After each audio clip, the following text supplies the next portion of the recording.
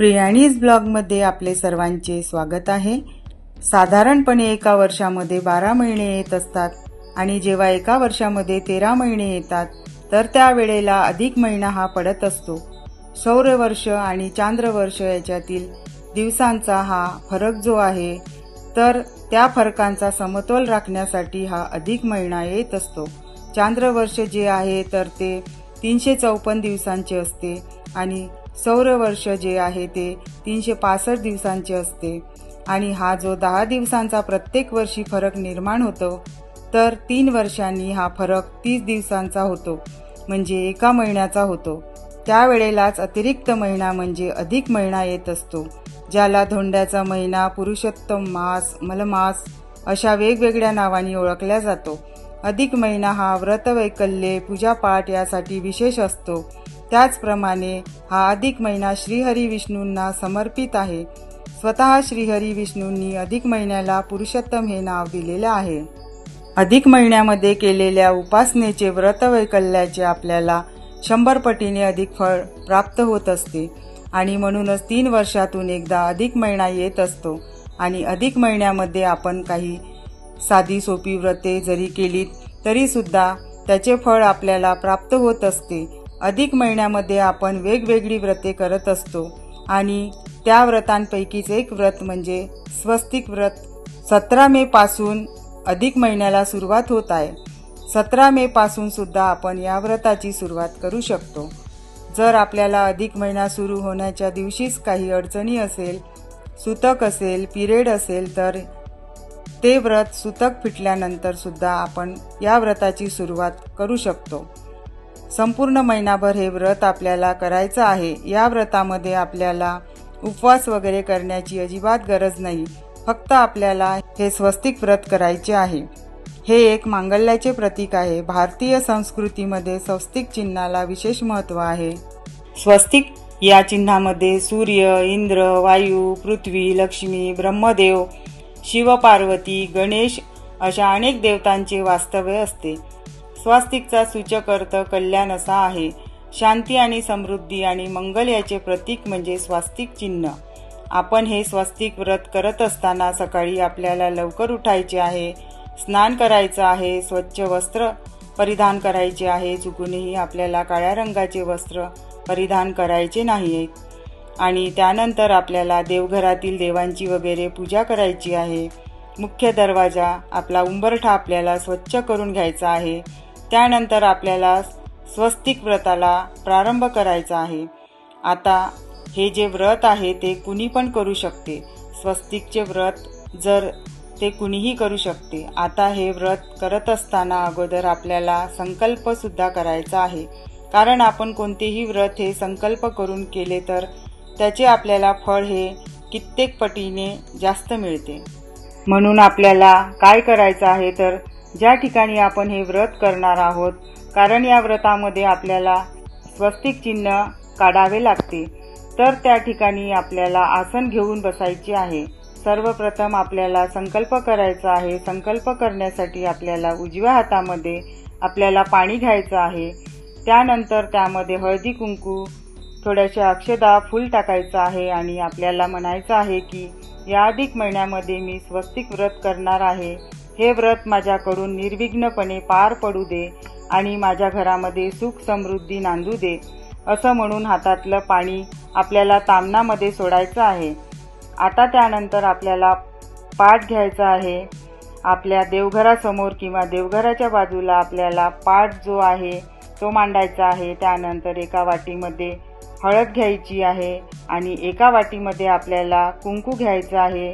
त्यामध्ये थोडंसं पाणी आपल्याला मिक्स करायचं आहे, म्हणजे ते हळद आणि कुंकू जे आहे ते आपल्याला ओलं करून घ्यायचं आहे। त्यानंतर त्या पाटावरती आपल्याला हळदीचं एक स्वस्तिक काढायचं आहे आणि कुंकवाचं एक स्वस्तिक काढायचं आहे। स्वस्तिक योग्य पद्धतीने काढायचं आहे। स्वस्तिकामध्ये 4 बिंदू द्यायचे आहे। दोन्ही बाजूनी 2-2 उभ्या रेषा द्यायच्या आहेत आणि जेव्हा आपण रेष ओढतो तर त्यावेळेला बाहेरच्या बाजूनी आतील बाजूला ओढायची आहे। म्हणजे बघा, बाजूच्या ज्या रेषा आहेत तर आपल्या खालून वर अशा ओढायच्या आहेत। त्यानंतर स्वस्तिक काढत असताना सुद्धा आपल्याला ज्या रेषा आहेत तर त्या बाजूने म्हणजे बाहेरील बाजूने आतील बाजूला अशा प्रकारे ह्या काढायच्या आहे। योग्य पद्धतीने आपल्याला हे स्वस्तिक चिन्ह काढायचं आहे। आता जर आपल्याला हळदी कुंकवाचं स्वस्तिक काढणं शक्य नसेल तर त्या पाटावरती रांगोळीने स्वस्तिक सुद्धा काढू शकतो। रांगोळीने आपण स्वस्तिक काढणार असू तर आपल्याला एकच स्वस्तिक काढायचं आहे, किंवा आपण फुलांच्या पाकळ्यांचा वापर करून सुद्धा आपण स्वस्तिक काढू शकतो। फक्त पहिल्या दिवशी आपण ज्या गोष्टीने स्वस्तिक काढणार आहोत म्हणजे हळदी कुंकवाचं स्वस्तिक काढणार असू तर आपल्याला 30 दिवस हळदी कुंकवाचं स्वस्तिक काढायचं आहे। फुलांचं काढणार असू तर 30 दिवस फुलांचंच काढायचं आहे आणि रांगोळीचं काढणार असू तर 30 दिवस आपल्याला रांगोळीनेच स्वस्तिक काढायचं आहे। तर ते काढायचं आहे आणि त्या स्वस्तिक चिन्हाची आपल्याला पूजा करायची आहे। म्हणजे या स्वस्तिक चिन्हाला हळदी कुंकू, अक्षदा, फूल अर्पण करायचं आहे। धूप दीप अगरबत्तीने ओवाळायचं आहे। नैवेद्य दाखवायचा आहे। जशी आपण एखाद्या देवतेची पूजा करतो तर अशी आपल्याला स्वस्तिक चिन्हाची पूजा करायची आहे। त्याचप्रमाणे आपल्या मुख्य दरवाजावरती सुद्धा आपल्याला ओल्या हळदीचं किंवा ओल्या कुंकवाचं स्वस्तिक काढायचं आहे। आता पहिल्या दिवशी आपण ज्या स्वस्तिक चिन्हाची पूजा केल्यानंतर दुसऱ्या दिवशी पुन्हा काय करायचं आहे तर आपण हळदी कुंकवाने आपण हे स्वस्तिक काढलेलं असेल तर ते आपल्याला ओल्या कापडाने पुसून घ्यायचं आहे। पुन्हा नवीन स्वस्तिक काढायचं आहे। फुलांच्या पाकळ्यांचा वापर करून स्वस्तिक काढलेलं असेल तर पहिल्या दिवशीच्या ज्या फुलांच्या पाकळ्या आहेत तर त्या आपल्याला विसर्जन करायचे आहे, किंवा आपण एखाद्या पिशवीमध्ये त्या फुलांच्या पाकळ्या आहेत त्या साठवू शकतो आणि दुसऱ्या दिवशी पुन्हा आपण नवीन फुलांच्या पाकळ्यांचा वापर करायचा आहे। रांगोळीने जरी स्वस्तिक काढणार असू तर दररोज आपल्याला नवीन स्वस्तिक जे आहेत तर ते आपल्याला काढायचं आहे आणि ह्या स्वस्तिक चिन्हाची आपल्याला पूजा करायची आहे। अधिक महिना हा श्री विष्णूंना समर्पित आहे आणि स्वस्तिकमधील आडवी रेषा म्हणजे विश्वाचा विस्तार आणि उभी रेष म्हणजे ती म्हणजे विश्वाच्या उत्पत्तीचे कारण आहे आणि स्वस्तिकचा जो मध्यबिंदू आहे तर तो भगवान विष्णूचे नाभी कमळ मानले जाते। त्यामुळे आपल्याला हे स्वस्तिक व्रत जे आहे ते अधिक महिन्यामध्ये श्रीहरी विष्णूंचा आशीर्वाद प्राप्त करण्यासाठी करायचं आहे। यासाठी उपवास वगैरे करण्याची अजिबात गरज नाही।